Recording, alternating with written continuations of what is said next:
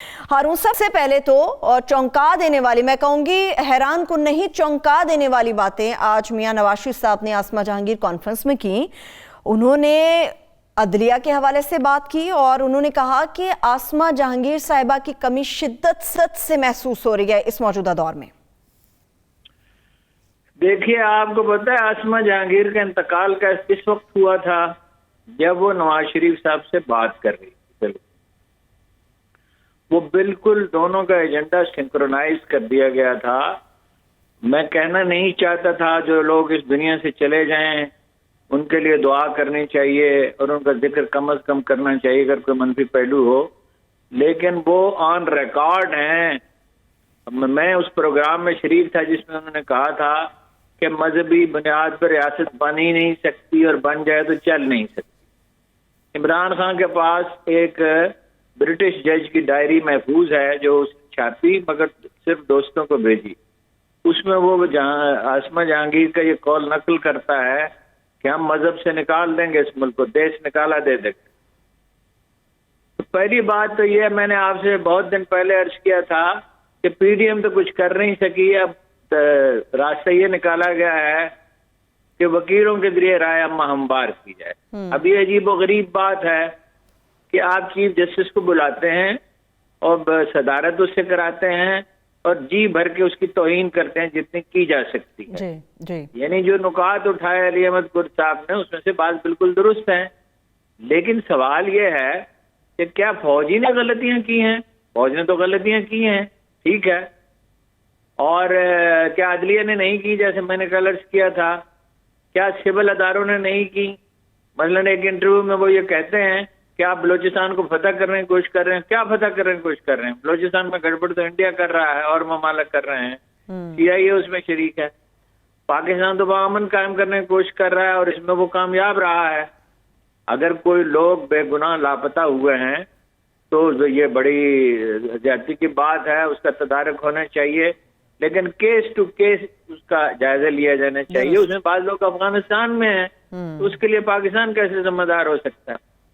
اچھا، آپ کس آدمی کو سمبل بنا کے پیش کر رہے ہیں اور اختتامی تقریر اس سے کروا رہے ہیں؟ نواز شریف صاحب سے۔ جی، سپریم کورٹ پہ حملہ کس نے کرایا تھا؟ کیا یہ کوئی چھپی ہوئی بات ہے؟ تصویریں اس کی موجود ہیں۔ جسٹس قیوم صاحب کو ٹیلی فون کس نے کیا تھا کہ بے نظیر کو 7 سال قید کی سزا دے دی؟ اگر محترمہ کے حوالے سے جو باتیں کی گئی تھی کہ کتنے سال کی سزا دینی ہے اور سزائیں طے ہو رہی تھیں کہ اتنے سال کے لیے جیل میں ڈال دو، اتنے سال کے لیے یہ سزائیں آگے بڑھا دو، آج وہ عدلیہ کی بات کر رہے ہیں۔ دیکھیے، جسٹس قیوم کو اسی کی وجہ سے مستعفی ہونا پڑا، آج تک وہ اس ملک میں نہیں آئے۔ ان کے بیان پہ کسی نے مجھ سے رابطہ کیا، بہت پہلے کی بات ہے، اور کہا کہ فلاں بزرگ کے پاس جائیں اور ان کے لیے دعا کریں۔ میں ان کے پاس گیا، انہوں نے کہا بھائی میں کیا کر سکتا ہوں، جب لوگ اس طرح کی غیر ذمہ دارانہ حرکتیں کریں تو میں کیا کر سکتا ہوں؟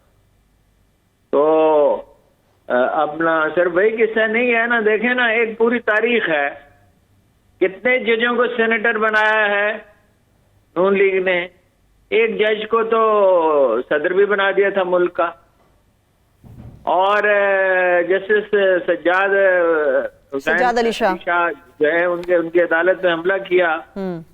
ابھی ججوں کو استعمال کرنے کی کوشش کر رہے ہیں، کیسے کیسے جج انہوں نے مقرر کیے جب تک اختیار ان کے پاس تھا، اور جب اختیار ان کے پاس نہیں رہا اور وکیلوں کی تحریک کامیاب ہو گئی تو پھر یہ عدلیہ نے خود ہی اختیار سنبھال لیا۔ اور کیا کرتے رہے جسٹس افتخار چودھری ان کے ساتھ مل کے، ساری دنیا جانتی ہے، کوئی دنیا کا ملک ہوتا، کوئی دنیا کا مہذب ملک ہوتا جہاں قانون کا کوئی ذرا سا بھی احترام ہوتا، اس واقعے کے بعد شہباز شریف صاحب کو سیاست سے الگ ہو جانا چاہیے تھا، بالکل، یا ان پہ پابندی لگ جاتی ہے ہمیشہ۔ تو یہ کون سا طریقہ ہے؟ ہارون صاحب یہ کہتے ہیں انصاف ہی نہیں ہوتا۔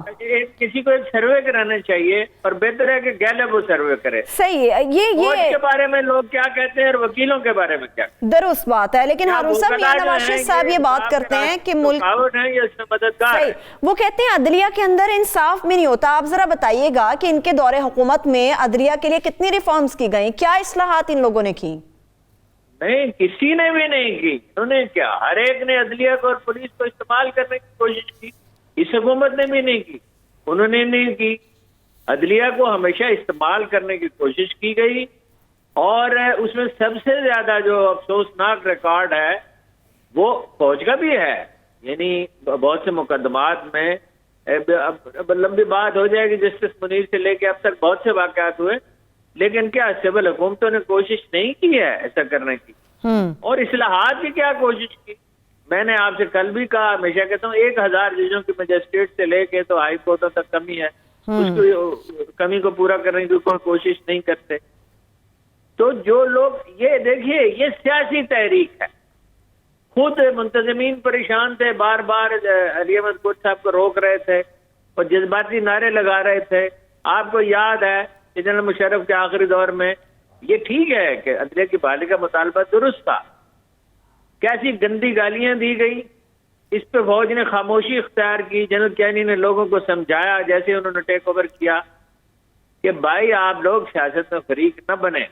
میں آپ کو ایک بڑی اہم بات یاد دلاتا ہوں جو اس سے پہلے میں کہہ بھی چکا ہوں، لکھ بھی چکا ہوں، کہ جنرل کیانی نے سنبھالنے کے بعد، جب وہ سپہ سالار کا منصب سنبھالنے کے بعد پولیٹیکل سیل بند کر دیا تھا، لیکن چند ہفتے میں پتہ چلا تو لوٹ مار اتنے بڑے پیمانے پہ کر رہی ہے زرداری کی حکومت کہ وہ اس کو بحال کرنا پڑا. اجی اپنی ذمہ داری تو یہ محسوس کرتے نہیں. عدلیہ میں جو خرابی ہے اس کو اندر سے بھی دور کرنے کی کوشش نہیں کی جاتی، وکلاء بھی اس میں کوئی مدد نہیں کرتے، سیاسی جماعتیں بھی اس کے لیے کوئی تحریک نہیں چلاتی. اس تحریک کا نتیجہ کیا ہوا؟ وکلاء تحریک کا. عدلیہ تو بہتر نہیں ہوئی، وکیل طاقتور ہو گئے، اور اپنی طاقت کو انہوں نے کس کام کے لیے استعمال کیا سب جانتے ہیں، اور اب بھی کس کام کے لیے استعمال کرنے کی کوشش کرتے ہیں، اس کو ایک سیاسی پلیٹ فارم بنا دیا. یہ میاں نواز شریف صاحب کس چیز کی دعوت دے رہے ہیں؟ وہ کہہ رہے ہیں کہ جو بھی باتیں ہو رہی ہیں کانفرنس میں، جو بھی تجاویز پیش کی گئی ہیں، فوراً حکمت عملی بنائی جائے اور ہمارے ساتھ مل کے اس راہ میں جدوجہد کی جائے. وہ مل چکے ہیں، مل کے کیا جدوجہد کی جائے؟ پی ڈی ایم کا پلیٹ فارم سے چونکہ انہیں کامیابی حاصل نہیں ہو سکی، لہذا اس پلیٹ فارم کو استعمال کرنا چاہیے. میں دہراتا ہوں، وہ اس کو استعمال کرنا چاہیے. میں دہراتا ہوں، ایک گیلپ سے سروے کرائیں یا کسی اور ادارے سے، قابل اعتماد ادارے سے، کہ وکلاء کے بارے میں عوام کیا کہتے ہیں اور فوج کے بارے میں کیا کہتے ہیں. ٹھیک ہے. لیکن ہارون صاحب، آج کی کانفرنس جتنی تھی یا جو بھی معاملات کل بھی ہم نے دیکھے، اس میں تمام تر جو ذمہ داری تھی، میاں نواز شریف صاحب ہوں، علی احمد کرد صاحب ہوں یا دیگر لوگ ہوں، انہوں نے ذمہ داری پوری فوجی قیادت پر ڈال دی. کیا اس طرح سے کہہ کے اپنی جان خلاصی کی جا سکتی ہے؟ جناب اللہ، اس ملک کو آئین نے متحد نہیں رکھا ہے. یہ ملک لیبیا بن گیا ہوتا، خدا نخواستہ سیریا بن گیا ہوتا، عراق اور افغانستان بن گیا ہوتا. اس کو فوج نے متحد رکھا ہے. اس کا مطلب یہ نہیں ہے کہ فوج سیاست میں مداخلت کرے. اس کا مطلب یہ ہے کہ سول ادارے اتنے مضبوط ہونے چاہیے. ترکی میں کس نے روک دیا تھا مارشل کو؟ عوام نے روک دیا.